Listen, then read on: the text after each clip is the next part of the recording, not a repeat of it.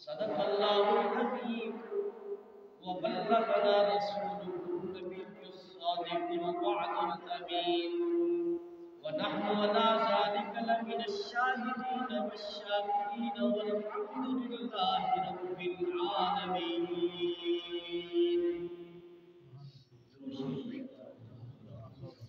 اللهم صل على محمد وعلى آل محمد كما صليت على إبراهيم وعلى آل إبراهيم إنك حميد مجيد.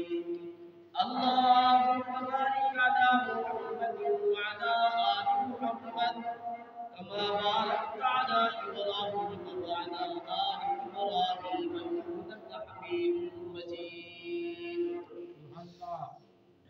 انتہائی قابل تکریم معزز و محترم سامعین مسلمان دین، سب سے پہلے اللہ کے رسول کا شکر ادا کرتے ہیں کہ جس ذات نے ہم کو نماز جمعہ کے لیے اپنے گھر میں آنے کی توفیق نصیب فرمائے۔ دعا ہے جل مجدہ سب کی حاضری کی بارگاہ میں قبول اور منظور فرمائے۔ یہ جماعت ثانی کا مہینہ ہے 22 رمضان ثانی میں سن 14 ہجری کو رسول اللہ صلی اللہ علیہ وسلم کے جلیل القدر صحابی خسرو مصطفیٰ یار اللہ یاد مزار سیدنا حضرت ابوبکر صدیق رضی اللہ تعالیٰ عنہ کا یوم وفات ہے۔ میں چاہتا ہوں کہ شان سیدنا صدیق اکبر پر آپ حضرات کے سامنے چند باتیں پیش کروں۔ اللہ سے دعا ہے اللہ تبارک و تعالیٰ ہمیں شان صحابہ، مناقب صحابہ، فضائل صحابہ اللہ سمجھنے کی توفیق نصیب فرمائے۔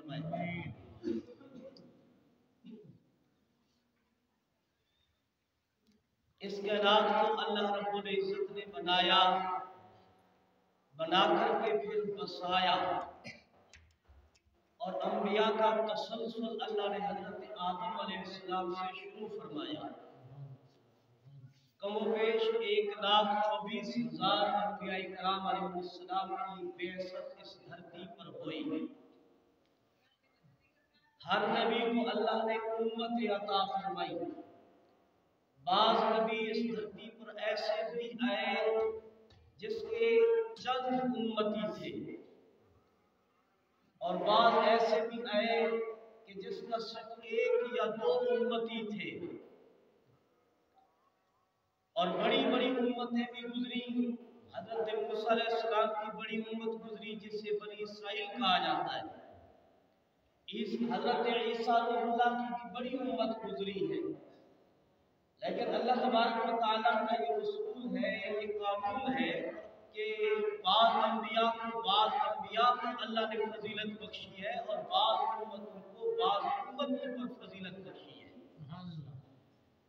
جب انبیاء کرام علیہ السلام کی تسلیم کی فہرست کو دیکھتے ہیں تو 4 نبیوں کو اللہ نے سارے نبیوں پر فضیلت بخشی۔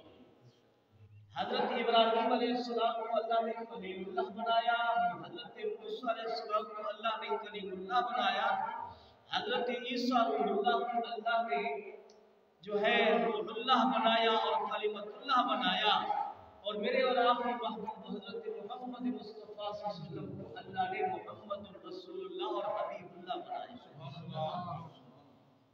سارے انبیاء کرام علیہ السلام پر اللہ رب العزت نے حضرت محمد رسول اللہ صلی اللہ علیہ وسلم کو فضیلت اور عظمت بخشی۔ اسی طرح اللہ نے امتیں بنائی ہر نبی کی، ان امتوں میں سب سے بہتر امت جسے قرآن نے ہمیں بتایا وہ ہے کنتم خیر امہ، اللہ فرماتے ہیں تم ہی بہترین امت ہو جسے محمد رسول اللہ جیسا نبی ملا اور کتاب اللہ جیسی قرآن جیسی کتاب ملی، وہ سب سے بہترین امت ہے۔ اور اس امت کا جو آغاز ہوتا ہے وہ رسول اللہ صلی اللہ علیہ وسلم کی بعثت اور اعلان نبوت سے ہوتا ہے۔ ادھر حضور نے اعلان نبوت کیا، یا ایھا الناس قولوا لا الہ الا اللہ تفلحوا۔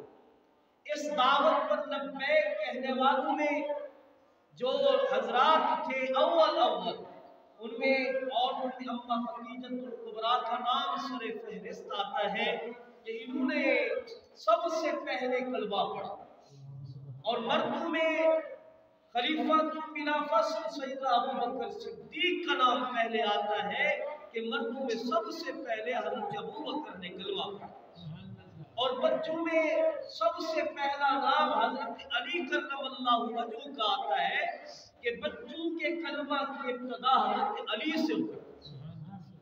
غلاموں میں سے حضرت زید بن حارثہ جو رسول اللہ صلی اللہ علیہ وسلم کے منہ بولے بیٹے تھے اور غلام تھے، غلاموں میں حضرت زید بن حارثہ نے سب سے پہلے محمد کریم کا کلمہ پڑھا۔ اہل سنت والجماعت کا یہ عقیدہ نظریہ ہے کہ جس طرح انبیاء میں اللہ نے، ویسے تو سارے انبیاء کی محبت ہمارے دلوں میں ہے، سارے انبیاء برحق، سارے انبیاء اپنے مشن میں کامیاب گزرے، کوئی نبی اپنے مشن میں ناکام، سارے بولو کوئی نبی اپنے مشن میں ناکام نہیں گزرا۔ ہر نبی، سارے کے سارے نبی اپنے مشن میں، چاہے جس کے ساتھ لاکھوں تھے وہ بھی کامیاب گزرے، چاہے جس کے ساتھ ایک دو امتی تھے وہ بھی کامیاب ہوئے۔ بات سمجھا رہی ہے کہ نہیں آ رہی؟ تو جس طرح انبیاء سارے کے سارے برحق اور سب پہ ایمان لانا ہمارے اوپر فرض بنتا ہے، سب سے محبت رکھنا ہمارے اوپر کیا بنتا ہے بھائی؟ فرض بنتا ہے۔ اسی طرح یاد رکھو جتنے بھی صحابہ ہیں سب کے ساتھ عقیدت اور محبت رکھنا یہ ہمارے ایمان کا حصہ اور جزء لازمی ہے۔ لیکن اللہ رب العزت نے ان میں پھر درجات رکھے ہیں صحابہ کرام رضوان اللہ علیہ۔ حضرت خطیب بغدادی رحمۃ اللہ علیہ فرماتے ہیں نفضل ابی بکر الصدیق رضی اللہ عنہ فی کل الصحابہ، کہ تمام صحابہ پر ہم فضیلت دیں گے حضرت ابو بکر رضی اللہ عنہ۔ پھر وہ فرماتے ہیں پھر خلفائے اربعہ جو ہیں جنہیں خلفائے راشدین کہا جاتا ہے وہ پھر سارے اصحاب سے برتر ہیں۔ پھر عشرہ مبشرہ کا درجہ آتا ہے جنہیں رسول اللہ صلی اللہ علیہ وسلم نے جنت کی بشارت سنائی۔ پھر ان کے بعد بدریین صحابہ کا درجہ آتا ہے جو بدر میں حضور کے ساتھ شریک ہوئے۔ پھر احد میں شریک ہونے والوں کا درجہ ہے۔ پھر بیعت رضوان میں شریک ہونے والوں کا درجہ باقی صحابہ پر بڑھا ہے۔ پھر اس کے بعد درجہ آتا ہے جو فتح مکہ میں شامل ہوئے تھے رسول اللہ صلی اللہ علیہ وسلم کے ساتھ 10,000 سال، اور اللہ تبارک و تعالیٰ نے پھر اس کا ذکر بھی کیا ہے قرآن پاک میں کہ لا یستوی منکم من انفق من قبل الفتح وقاتل، جن لوگوں نے فتح مکہ سے پہلے دین پر خرچ کیا اور فتح مکہ سے پہلے رسول اللہ کے ساتھ قتال کیا، ان کی برابری کوئی نہیں کر سکتا تھا، ان کا درجہ پھر سب سے بڑا ہوا۔ بات سمجھے؟ اور پھر یاد رکھو پھر جو صحابہ کرام رضوان اللہ اجمعین ہیں، جن صحابی کہتے ہیں جس نے ایمان کی حالت میں رسول اللہ کی زیارت کی ہو اور اس کا خاتمہ بھی اسی ایمان پہ ہوا ہو، اسے صحابی کہا جاتا ہے۔ پھر یہ جس کو ایک لمحے اور ایک لحظے کی بھی صحبت رسول اللہ صلی اللہ علیہ وسلم کے ساتھ حاصل ہو گئی، پھر اس کا درجہ پوری امت سے بڑھ کر تمام اولیاء، کتب، ابدال، بزرگان دین، مفسرین، محدثین مل کر کے بھی اس ادنی صحابی کا بھی درجے کے برابر نہیں پہنچ سکتے جنہیں ایک لمحہ رسول اللہ کی صحبت حاصل۔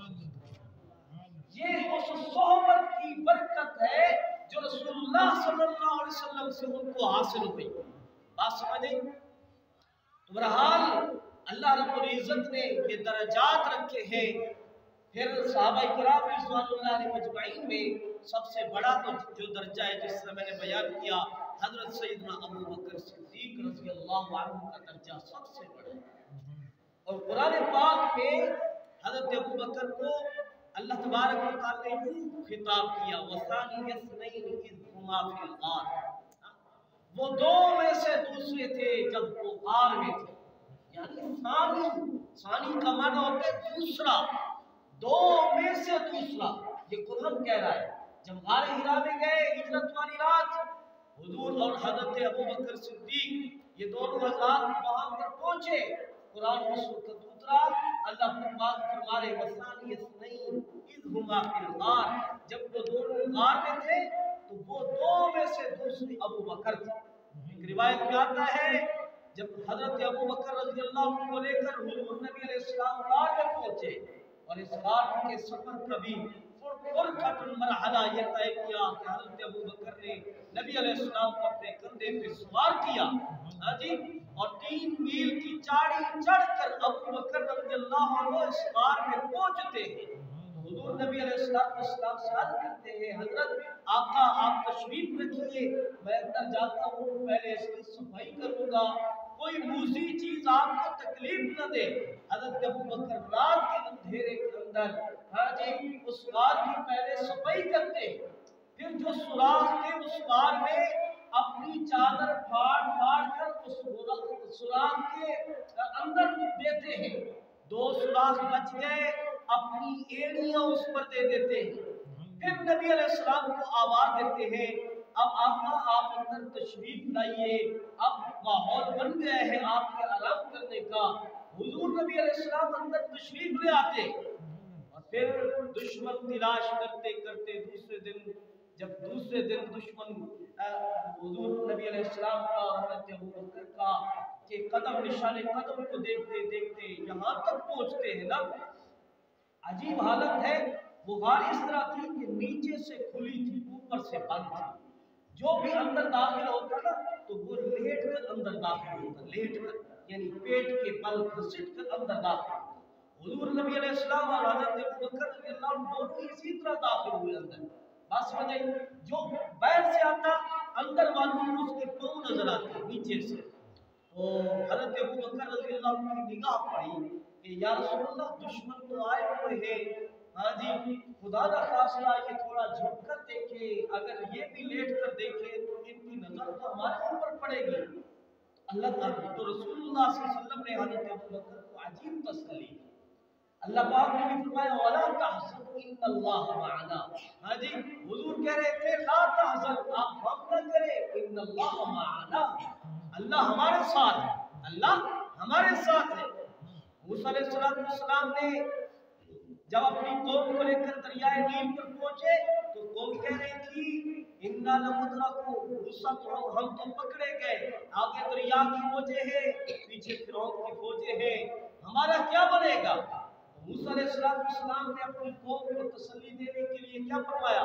قَالَ كَلَّا إِنَّ مَعِيَ رَبِّي سَيَهْدِينِ، کہہ رہے تھے ہرگز نہیں، اِنَّ مَعِيَ رَبِّي، میرے ساتھ میرا رب ہے۔ حضور علیہ السلام نے جو ابو بکر کو تسلی دی یہ نہیں فرمایا کہ ہرگز نہیں اللہ میرے ساتھ ہے، ہمیں نہیں، قَالَ كَلَّا نہیں لا تحزن ان اللہ معنا، معیہ نہیں معنا، کہ اللہ تعالیٰ کی معیت ہم دونوں کے ساتھ ہے۔ اس سے پتہ چلا کہ جو معیت خدا بندی پہلے انبیاء کو حاصل ہوا کرتی تھی وہ معیت خدا بندی اب اس امت کے ساتھ ہے، اس امت کو بھی وہ حاصل ہے۔ ہاں ان معیہ ربی قال کلا ان معیہ، وہ کہہ رہے تھے نبی علیہ السلام نے فرمایا لا تحزن ان اللہ معنا، اور ایک روایت میں آتا ہے حضور نے یوں فرمایا ابو بکر ہاں ان دونوں کے متعلق آپ کا کیا گمان ہے؟ اللہ ثالثہما، جن کا تیسرا اللہ ہو، ہاں جن کا تیسرا اللہ ہو، 2 ہم ہو گئے اور ہمارے ساتھ ہمارا تیسرا اللہ ہے، اللہ خیر الحافظ، اور اللہ سے بہتر حفاظت کرنے والا کون ہو سکتا ہے؟ واللہ خیر الحافظین، اللہ ہی سب سے بہترین حفاظت کرنے والے ہیں۔ تو اللہ تعالیٰ کی حفاظت جب ہمارے ساتھ ہے تو دشمن ہمارا کیا کر لے گا؟ ہاں جی، ایک روایت میں آتا ہے ابو لہب کی بیوی جس کا نام ام جمیل تھا، ایک دن رسول اللہ صلی اللہ علیہ وسلم کو گالیاں بکتے بکتے بکتے حضور علیہ السلام کی طرف چل نکلی۔ حضرت ابو بکر اور حضور نبی علیہ السلام دونوں ساتھ ہی بیٹھے تھے، وہ گالیاں دے رہی تھی، اسی اثنا میں حضور نبی علیہ السلام نے یوں اپنے ہاتھ سے اشارہ کیا حضرت ابو بکر کو کہ ابو بکر میرے متعلق اس کو کچھ نہ جواب دے۔ وہ گالیاں دے کر چلی گئی نہ جب، تو پھر حضرت ابو بکر رضی اللہ عنہ عرض کرنے لگے یا رسول اللہ وہ مجھے دیکھ رہی تھی، مجھ سے باتیں تو کر رہی تھی، آقا اس نے آپ سے بات کیوں نہیں کی؟ حضور نبی علیہ السلام نے فرمایا جب یہ آئی تو اللہ رب العزت نے پردوں کے اندر مجھے چھپا لیا، اس کی نظر میرے اوپر پڑی ہی نہیں۔ بس میرے اوپر اس کی نظر پڑی ہی نہیں۔ بات کرنے کا مقصد یہ ہے کہ رسول اللہ صلی اللہ علیہ وسلم کے ساتھ حضرت ابو بکر کی معیت اس قدر ہے کہ اللہ رب العزت کو بھی کہنا پڑا کہ اگر آپ دو ہیں تو اپنے آپ کو دو نہ سمجھو، میں اللہ بھی تمہارے ساتھ۔ ہاں جی، اور حضرت ابو بکر رضی اللہ عنہ کی صحابیت بھی قرآن سے ثابت ہے کہ اذ یقول لصاحبہ، قرآن کہتے ہیں جب رسول اللہ نے اپنے صحابی کو کہا لا تحزن ان اللہ، ہاں جی، اذ یقول لصاحبہ، اسی لیے مفسرین بھی اس آیت کے پورے میں لکھتے ہیں جو ابو بکر کی صحابیت کا منکر ہو قرآن کی اس آیت کا منکر ہے، قرآن کی ایک آیت کا منکر بھی کافر ہے، لہذا ابو بکر رضی اللہ عنہ کی صحابیت کا منکر بھی کیا ہے؟ کافر ہے۔ تو بہرحال میں عرض یہ کر رہا تھا کہ حضرت ابو بکر رضی اللہ عنہ سے صحابہ کی ابتدا ہوئی۔ صحابہ کی کیا ہوئی؟ ابتدا ہوئی۔ جب خطبہ حجۃ الوداع حضور نبی علیہ السلام نے 9 ہجری میں دیا تو اس وقت 1 لاکھ سے زائد صحابہ نبی علیہ السلام کے اس وقت قدموں میں تھے۔ ہاں جی، اور جب حضور نبی علیہ السلام دنیا سے رخصت ہوئے، اہل سنت والجماعت کا عقیدہ ہے کہ 1 لاکھ سے زیادہ کم و بیش بعض حضرات نے تعداد لکھی 1,44,000 نبی علیہ السلام کے اصحاب کی تعداد 1,44,000، اور 1,44,000 کے بارے میں قرآن کہتے ہیں وَكُلًّا وَعَدَ اللَّهُ الْحُسْنَىٰ، اللہ فرماتے ہیں کہ اللہ تبارک و تعالیٰ کا سب کے ساتھ جنت کا وعدہ ہے۔ اسی طرح قرآن کی یہ آیت اللہ فرماتے ہیں لِلْفُقَرَاءِ الْمُهَاجِرِينَ الَّذِينَ أُخْرِجُوا مِنْ دِيَارِهِمْ وَأَمْوَالِهِمْ، وہ لوگ، وہ مہاجرین جو اپنے گھروں سے اپنے اموال سے نکالے گئے، اپنے گھر بار سے اپنی دکانوں سے نکالے گئے، یبتغون فضلا من اللہ ورضوانا، وہ لوگ اللہ کی رضا چاہتے تھے، اللہ کا فضل چاہتے تھے، وینصرون اللہ ورسولہ، اللہ فرماتے ہیں ان سب کے ساتھ اللہ کی نصرت کا وعدہ ہے، ان سب کے ساتھ اللہ کی نصرت کا کیا ہے بھائی؟ اور آگے فرمایا اولئک هم الصادقون، یہ سچے، یہ سارے کے سارے سچے۔ اسی طرح سورۃ نصر، قرآن سورت جو ہے اذا جاء نصر اللہ، اس کے بارے میں اللہ فرماتے ہیں اذا جاء نصر اللہ والفتح، جب فتح مکہ ہوا، اللہ کی مدد آئی، يدخلون فی دین اللہ افواجا، اللہ کے دین کے اندر فوجیں داخل ہو رہی تھی، فوجیں، افواج یہ فوج کی جمع ہے۔ اس سے پتہ چلا کہ نبی علیہ السلام پر ایمان لانے والی فوجیں تھیں، کوئی 1-2 نہیں تھے۔ یہ جو رافضی ہے، شیعہ ہے نا، یہ کہتے ہیں ارتد الناس بعد وفات النبی الا ثلاث، کہتے ہیں نبی علیہ السلام جب دنیا سے رخصت ہو گئے تو سارے کے سارے نعوذ باللہ مرتد ہو گئے الا ثلاث، 3 باقی بچ گئے، حضرت مقداد ابن الاسود، حضرت سلمان فارسی، حضرت ابو ذر غفاری، ان کی کتاب اصول کافی ہے، اس میں یہ بات لکھی ہے، انہوں نے کہا کہ یہ 3 بچ گئے، باقی سب نعوذ باللہ مرتد ہیں۔ قرآن یہ کہتا ہے کہ اسلام کے اندر فوجیں داخل ہو رہی تھی، اور یہ کہتے ہیں کہ 3 باقی بچے، باقی نعوذ باللہ سب مرتد ہو گئے، یہ صحابہ کی دشمنی ہے۔ یاد رکھو جس طرح والد کی بے حرمتی، باپ کی بے حرمتی زندگی میں بے برکتی کا سبب بنتی ہے، استاد کی بے ادبی علم کے اندر بے برکتی کا کیا بنتی ہے؟ سبب بنتی ہے۔ صحابہ کرام رضوان اللہ علیہم اجمعین کی بے حرمتی، ان کی توہین، یہ ایمان کے چلے جانے کا سبب بنتی ہے۔ کسی ایک صحابی کی توہین، کسی ایک صحابی کی تذلیل ایمان کو تباہ کر دیتی ہے۔ اس لیے ہم کہتے ہیں یہ اہل سنت والجماعت کے عقیدے کا حسن ہے۔ ہم انبیاء کرام کو مانتے ہیں، سب کو مانتے ہیں۔ ہم صحابہ کرام کو مانتے ہیں، سب کو مانتے ہیں۔ ہم اولیاء اللہ کو مانتے ہیں، سب کو مانتے ہیں۔ جتنے بھی اولیاء اللہ گزرے، جو متبع شریعت ہے، جو متبع سنت ہے، ہم سب کی عزت اور تکریم کے قائل ہیں۔ ہم کسی سچے ولی کی توہین برداشت نہیں کرتے۔ آپ سمجھ گئی؟ تو بہرحال حضرت ابو بکر رضی اللہ عنہ کو باقی صحابہ میں بہت بڑی فضیلتیں قرآن و حدیث میں موجود ہیں۔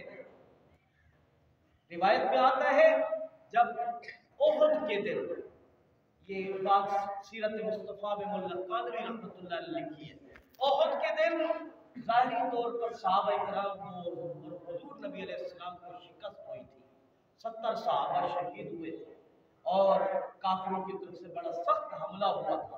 ابو سفیان آخر میں اس وقت مسلمان نہیں ہوئے تھے، دشمن کی طرف سے قیادت کر رہے تھے۔ ابو سفیان ایک پہاڑی پر کھڑے ہو کر کہتے ہیں حل فیکم محمدا، کیا تم میں محمد صلی اللہ علیہ وسلم زندہ ہے؟ وہ آواز لگا رہا تھا اور یہ پوچھ رہا تھا کیونکہ یہ بات مشہور ہو گئی کہ ان محمد قد قتل، شیطان نے آواز لگی تھی جس کی وجہ سے صحابہ کرام کے منہ اکھڑ گئے تھے۔ تو ابو سفیان کہہ رہا تھا حل فیکم محمدا، کیا تم میں محمد صلی اللہ علیہ وسلم موجود ہے؟ اس وقت حضرت ابو بکر، حضرت عمر، یہ حضرات حضور نبی علیہ السلام کے ساتھ ایک پہاڑی کے پیچھے بیٹھے ہوئے تھے۔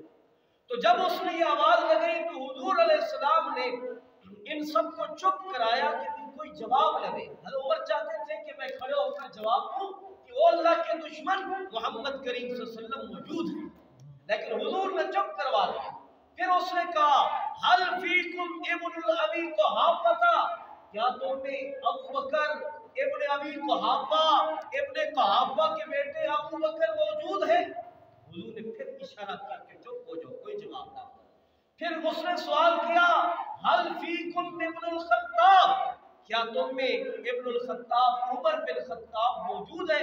حضور نبی علیہ السلام نے پھر بھی، عمر جری تھے نا، جرأت والے تھے، تو چاہتے تھے کہ اٹھ کر اس بدبخت کو جواب دوں، لیکن اس وقت حضرت عمر کو بھی حضور نے چپ کرا دیا۔ تو پھر اس نے کہا ابو سفیان نے کہ یہ سارے کے سارے قتل ہو گئے، کوئی نہیں بچا۔ اور پھر اس نے نعرہ لگایا اعلو حبل، حبل بلند ہو، حبل ان کے بت کا نام تھا، اعلو حبل۔ ہاں جی، جب یہ نعرہ لگایا تو حضرت عمر سے برداشت نہ ہوا کہ پہلے تو مسئلہ تھا حضور کی ذات پر، ابو بکر کی ذات پر، ہاں جی عمر فاروق کی ذات پہ، اب اللہ کی ذات پہ مسئلہ آ رہا ہے۔ تو عمر ابن خطاب نے عرض کیا یا رسول اللہ مجھے اجازت دے میں اس کو جواب دوں۔ تو حضور نبی علیہ السلام نے فرمایا عمر ان کو جواب دو۔ ہاں بھیا کہ عمر سے اب برداشت نہیں ہوگا، عمر ان کو جواب دو۔ تو حضرت عمر ابن خطاب نے کہا نحن فینا محمد و ابو بکر و عمر، ہم میں محمد صلی اللہ علیہ وسلم بھی موجود ہیں، حضرت ابو بکر بھی موجود ہے اور میں عمر بھی موجود ہوں۔ اور پھر اولو حبل کا جواب دیا کہ اللہ اجل، اللہ اعظم، اللہ اکبر، کہ تو کہتے ہو حبل بلند ہو، اللہ اجل، اللہ ہی بزرگی والے ہیں، اللہ اعظم، اللہ ہی سب سے بڑے ہیں، اللہ اکبر، اللہ ہی سب سے بڑے ہیں۔ ہاں جی اچھا، یہاں پر لکھتے ہیں حضرت قادری رحمۃ اللہ علیہ کہ ابو سفیان نے حضور علیہ السلام کا پہلے نام پوچھا، اس کی نظر میں یہ تھا کہ کیونکہ مسلمانوں کے جو سربراہ ہیں وہ محمد صلی اللہ علیہ وسلم، اگر وہ شہید ہو گئے ہیں تو ان کے بعد امت کی کمان ابو بکر نے سنبھالی ہوگی، اس لیے اس نے پوچھا حل فیکم ابن ابی قحافہ، کیا تم میں ابو بکر موجود ہے؟ ہاں جی، جب اس پھر بھی آواز آئی نا تو پھر اس نے عمر بن خطاب کے متعلق پوچھا۔ غرض پوچھنے کا مقصد یہ تھا کہ इस उम्मत की बाग दौड़ नबी के बाद अगर संभालेंगे तो अबू बकर संभालेंगे या उमर बिन खत्ताब संभालेंगे। उस वक्त के काफिर को भी ये बात समझ थी कि नबी के बाद अगर किसी का रुतबा और मकाम है तो वो अबू बकर और उमर का है। लेकिन आज का काला काफिर उसको ये आज समझ नहीं आ रही है। इसको कहता है अली का पहला नंबर, दमाद अली का पहला नंबर। हमारे सुन्नी हजरात भी इस पर सर मार रहे होते, पता नहीं होता कि ये बदबख्त अकीदे पे कुल्हाड़े चला रहा है, हाँ, और हम उस पर सर मार रहे होते कि दमाद मस्त कलंदर अली का पहला नंबर। इसका मतलब ये हुआ कि जो पहले 3 खलीफा हैं हजरत अबू बकर, उमर, उस्मान, इन्होंने नाजायज खिलाफत पे कब्जा किया था। असल हक अली का था। इन हजरात ने कब्जा करके इनका हजरत अली का हक मारा है। हालांकि ऐसी बात नहीं। जब हजरत आका मदनी अलैहिस्सलाम दुनिया से रुखसत होने लगे, अम्मी आयशा सिद्दीका रज़ी अल्लाह अन्हा कहती है कि हुजूर नबी अलैहिस्सलाम ने फरमाया अपने वालिद अबू बकर को भी बुला लो, अपने भाई अब्दुर्रहमान बिन अबी बकर को भी बुला लो। नक्तुबु फीकुम, मैं तुम्हें ये लिख दूं, एक बात लिख दूं कि कहीं कोई झगड़ा करने वाला, कोई तमन्ना करने वाला तमन्ना ना करे, लिहाजा इनको बुला लो। और फिर कुछ देर के बाद अम्मी आयशा कहती है हुजूर अलैहिस्सलाम ने फरमाया ना बुलाओ। क्यों? फरमाया वल्लाहु वल्लाहु, लफ्ज़ आता है कि अल्लाह और मोमिनीन, अल्लाह और मोमिनीन अबू बकर के सिवा किसी को भी खिलाफत पर आने के लिए पसंद नहीं करेंगे। ऐसा हुआ जी। जब हुजूर अलैहिस्सलाम दुनिया से रुखसत हो गए तो अंसार में से बात कहने लगे कि एक अमीर हम में से होना चाहिए, एक अमीर मुहाजिरीन में से होना चाहिए। तो हजरत अबू बकर ने उस वक्त एक रिवायत पेश की, रसूलुल्लाह का फरमान पेश किया कि जिसका मफहूम ये था कि अमीर जो है वो मुहाजिरीन में से होगा और वजीर जो होंगे वो तुम में से होंगे। ये हुजूर का फरमान है। जब ये बात आई तो फिर उस वक्त अब खिलाफत की बात चली कि भाई किसको खलीफा बनाया जाए। बनी साइदा के सकीफा के अंदर ये मसला चला, किसको खलीफा बनाया जाए। अब जब ये बात आई तो सब की सब नजरें उस वक्त हजरत अबू बकर रज़ी अल्लाह पे लगी हुई थी। हजरत अबू बकर रज़ी अल्लाह पर तमाम सहाबा रिज़वानुल्लाह अजमाइन का इजमा हुआ। किसी एक सहाबी ने भी इनकार नहीं किया। यहाँ तक कि हजरत अली थे, हजरत अब्बास हुजूर के चचा थे उस वक्त, हाँ जी, अहले बैत मौजूद थे, सहाबा मौजूद थे, किसी ने भी तनकीर बोलो भाई ना की। हाँ जी, सिद्दीक अकबर की सहाबियत कुरान से साबित है और सिद्दीक अकबर की जो खिलाफत है वो इजमाए सहाबा से साबित है। और सहाबा का जिस पर इजमा हो जाए उसकी खिलाफ वर्जी करने वाला भी काफिर होता है। बात समझ आ रही है कि नहीं आ रही? तो बहरहाल हजरत अबू बकर रज़ी अल्लाह अन्हु बहुत अजीम सहाबी। एक मौके पर एक खातून आई, कुछ बातचीत की हुजूर नबी अलैहिस्सलाम से, फिर कहने लगी या रसूलल्लाह सल्लल्लाहु, मैं अगर कल को आऊं और अगर खुदा न खास्ता आप ना हूं इस मसले की तहकीक के लिए मजीद मैं किससे मसला पूछूं? तो हुजूर नबी अलैहिस्सलाम ने फरमाया अगर मुझे तू ना पाए तो फिर अबू बकर से पूछ ले। हाजी, अबू बकर से पूछ ले। इसी तरह एक आराबी आया, देहाती, नबी अलैहिस्सलाम से कोई मुआमला किया, बाय शराब, खरीद और फरोख्त जिस तरह होती है, तो वो मामला उधार पे था। वो अहराबी था, देहाती था। उसने कहा कि मोहम्मद सल्लल्लाहु अलैहि वसल्लम हमारा मामला चूंकि उधार पे है, बिल्कुल मैं कल को आऊं, जिंदगी मौत का कोई पता नहीं। हाँ जी, अगर खुदा न खास्ता आप न हुए दुनिया पर तो ये मामला मैं किसके सामने पेश करूं? तो हुजूर नबी अलैहिस्सलाम ने फरमाया अगर तू मुझे न पाए तो फिर ये मामला अबू बकर के सामने रख। हाँ जी, अबू बकर मेरे बाद होंगे। हाँ, हुजूर नबी अलैहिस्सलाम का वाज़ेह फरमान है। हुजूर ने फरमाया इक्तदू बिल्लज़ैनि मिन बादी अबू बकर व उमर। हज़रत शेखैन के मुतल्लिक़ इक्तदू, मेरे बाद इक्तदा करना, बिल्लज़ैनि मिन बादी, इन दो की हुजूर ने इशारा करके कहा बिल्लज़ैनि मिन बादी अबू बकर व उमर, अबू बकर और उमर की इत्तिबा। ये हुजूर अलैहिस्सलाम का हुक्म है। हाँ जी, इसी तरह हजरत अली करम अल्लाह वजहू, हजरत उमर इब्न खत्ताब रज़ी अल्लाह अन्हु की शहादत पे आंसू बहा रहे थे, रो रहे थे और कह रहे थे कि उमर तू दुनिया से रुखसत हो गया और मेरे दिल के अंदर ना ये हसरत बाकी रहेगी कि मेरे अमल भी तुझ जैसे हो और तेरे सिवा अब कोई ऐसा मुझे नजर नहीं आता कि मैं अपने अमलों को उन पे पेश करूं। हाँ जी, और फिर इसके बाद कहने लगे हजरत अली करम अल्लाह वजहू कि मैं बारहा नबूवत की जुबान से मैंने ये अल्फाज सुने कि हुजूर अलैहिस्सलाम किसी मामले में ये कहते ना कि मैं ईमान लाया इस पर, तो यूं कहते थे आमन आना व अबू बकर व उमर, मैं भी इस बात पे ईमान लाया हूँ और अबू बकर और उमर भी ईमान लाए। यानी अपने ईमान के साथ इन दोनों के ईमान को हुजूर नबी अलैहिस्सलाम बयान करते थे। बाद दफा हज़रत अबू बकर और उमर वहां पे होते भी नहीं थे, कोई नई आयत उतरती, कोई नया हुक्म उतरता, हुजूर कहते आमन अना व अबू बकर व उमर, मैं भी ईमान लाया, अबू बकर और उमर भी ईमान लाए।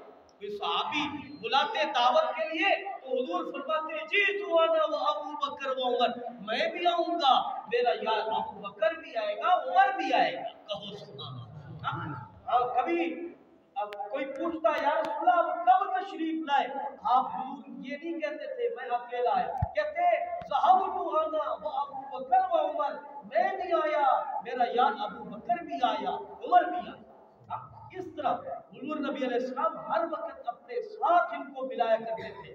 हाँ जी, एक मौके पे हुजूर नबी अलैहिस्सलाम ने फरमाया लौ कुन्तु मुत्तखिज़न मिन उम्मती खलीला लत्तखज़तु अबा बकर खलीला, फरमाया अगर मैं किसी को जिगरी दोस्त बनाता, तुम्हें खलील बनाता, तो मैं अबू बकर को बनाता, लेकिन चूंकि अब मेरा जिगरी दोस्त मेरा अल्लाह है, ये फरमाता जिगरी दोस्त मेरा अल्लाह है और अबू बकर हुआ इख्वती फी दीनी, अबू बकर मेरे दीन का मेरा भाई है। यूं कहते हैं हुजूर नबी अलैहिस्सलाम कहते कि एक मौके पर हुजूर ने यूं इरशाद फरमाया कि अंत साहिबी फिल गार, अबू बकर तू मेरा गार का भी साथी, वो अंत साहिबी फिल मजार, अबू बकर तू मेरा मजार का भी साथी होगा, तू मेरा मजार का यानी रोज़े रसूलुल्लाह के अंदर भी तू मेरा साथी होगा। और फिर अंत साहिबी अलल हौज, हाँ हौज कौसर पर जब उम्मतें आएंगी मैं मोहम्मद भी वहीं पे होगा, अबू बकर तू भी वहीं पे होगा। फिर फरमाया अबू बकर और उमर के हाथ में जाम होंगे, मेरी उम्मत प्यासी आएगी, मैं मोहम्मद भी पिला रहा हूँगा, अबू बकर भी पिला रहे होंगे, उमर इब्न खत्ताब भी पिला रहे। बात समझे? और जो अबू बकर उमर के दुश्मन है वो तो जलकर सड़ जाएंगे ना, वो कैसे जाएंगे, देखेंगे कि आगे तो अबू बकर उमर मौजूद है, वो प्यासे ही मरेंगे इंशाअल्लाह। बात समझ आ रही है कि नहीं आ रही? हाँ जी।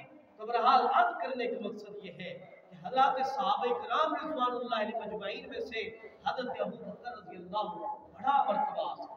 हुजूर नबी अलैहिस्सलाम एक रिवायत में आता है कि वफात के दिन जब करीब वफात के दिन थे तो हुजूर नबी अलैहिस्सलाम एक दिन आए, खुतबा इरशाद फरमाया मिंबर पर, और मिंबर पर खुतबा इरशाद करने के बाद इरशाद बहुत सारी बातें, उनमें से एक दो बातें अर्ज करता हूँ।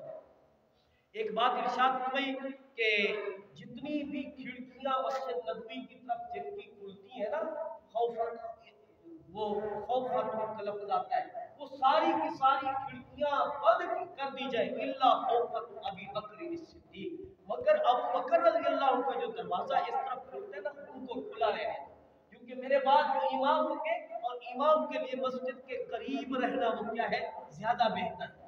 हाँ, इसी तरह हुजूर नबी अलैहिस्सलाम ने फरमाया जिस किसी के एहसानात मुझ मोहम्मद सल्लल्लाहु अलैहि वसल्लम पर थे मैंने सबके एहसानात का बदला उतारा।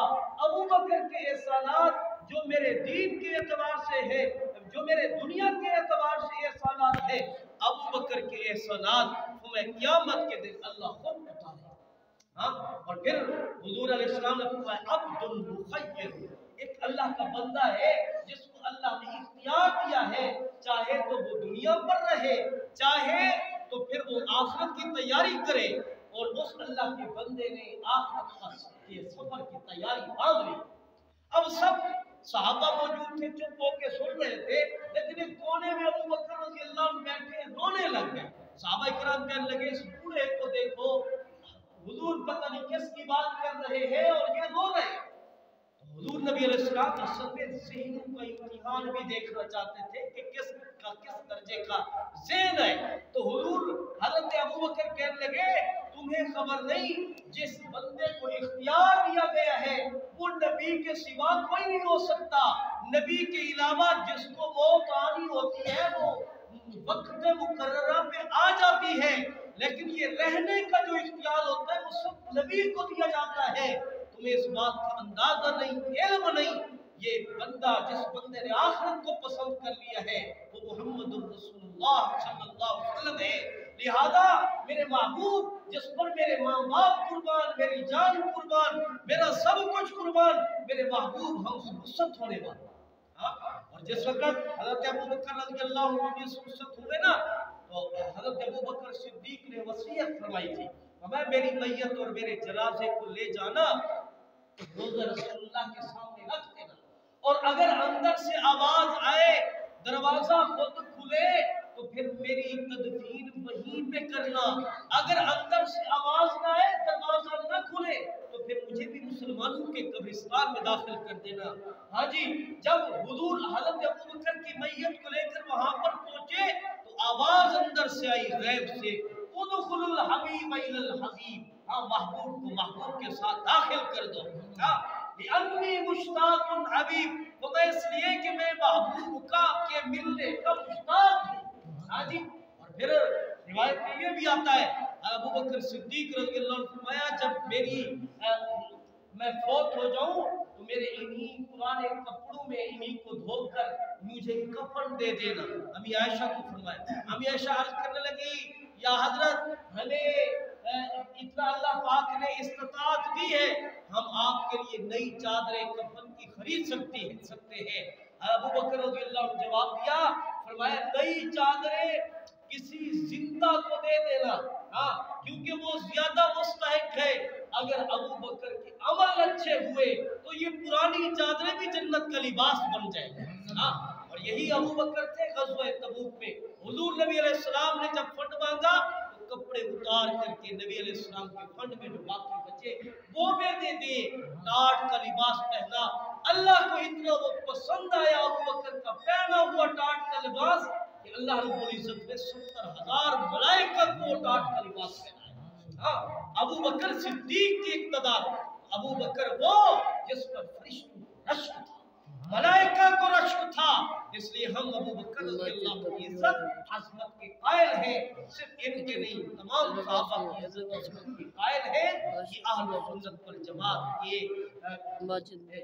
अकीदे का हुस्न है कि हम किसी एक सहाबी की जर्रा सी भी गुस्ताखी बेअदबी बर्दाश्त बोलो भाई नहीं करते। हम सबको सबसे मोहब्बत रखते हैं और सबसे मोहब्बत रखना अपने लिए निजात का सबब और जरिया समझते हैं। अल्लाह से दुआ है अल्लाह हम सबको अमल की तौफीक नसीब फरमाए।